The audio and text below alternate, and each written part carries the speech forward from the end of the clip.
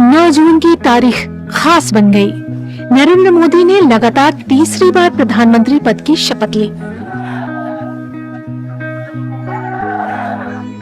इसके साथ ही नए मंत्रिमंडल का भी गठन हुआ। रविवार को राष्ट्रपति भवन में आयोजित शपथ ग्रहण समारोह में मोदी के साथ ही 71 मंत्रियों ने भी पद और गोपनीयता की शपथ ली है। इस मंत्रिमंडल में सबसे युवा चेहरा है टीडीपी के 36 वर्षीय राम मोहन नायडू।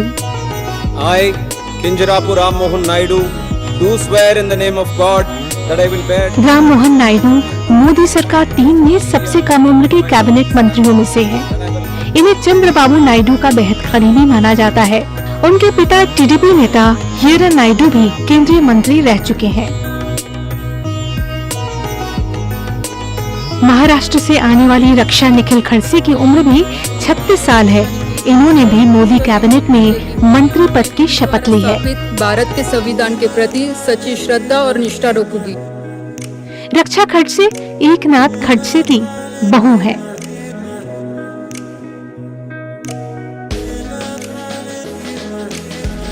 मंत्रिमंडल के युवा चेहरों में ही चिराग पासवान का नाम भी आता है। चिराग पासवान, ईश्वर की शपथ लेता हूँ कि मैं विधि द्वारा स्थापित भारत के संविधान के प्रति सच्ची श्रद्धा और निष्ठा रखूंगा।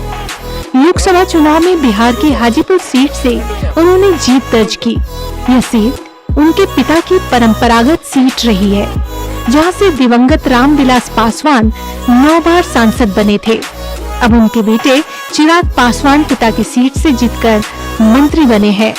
चिराग पासवान की उम्र 42 साल है। मंत्रिमंडल के युवा चेहरों में ही शामिल है Chaudhary Jayant Singh. I, Jayant Chaudhary, do swear in the name of God. Jayant Chaudhary राष्ट्रीय लोकदल के राष्ट्रीय अध्यक्ष है। वह भारत के पूर्व प्रधानमंत्री चौधरी चरण सिंह के पोते और पूर्व केंद्रीय मंत्री चौधरी अजित सिंह के पुत्र हैं। 45 साल के जयंत चौधरी ने 2024 लोकसभा चुनाव में जीत हासिल की और पीएम नरेंद्र मोदी के तीसरे कार्यकाल में पहली बार मंत्री बनाए गए।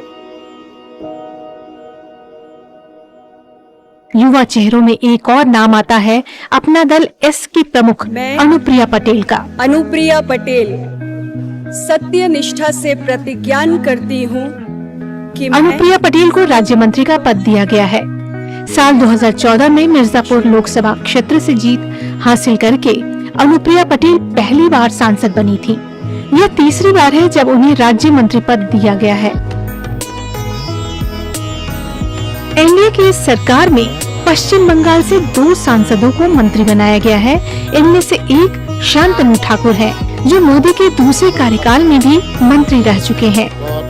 That I will bear true faith and allegiance to the Constitution of India. 41 साल के शांतनु ठाकुर पश्चिम बंगाल की बनगांव सीट से सांसद हैं। 2019 में वो पहली बार सांसद बने थे। पश्चिम बंगाल के बीजेपी अध्यक्ष सुकांत मजूमदार को भी मंत्रिमंडल में जगह मिली है। एनडीए सरकार में उन्हें राज्य मंत्री बनाया गया है। 44 साल के मजूमदार पहली बार मोदी कैबिनेट में शामिल हुए हैं। To the Constitution of India, as by law established, that I will uphold the sovereignty and integrity of India. Sukanta Majumdar को बीजेपी ने 20 सितंबर 2021 को पश्चिम बंगाल का अध्यक्ष बनाया था।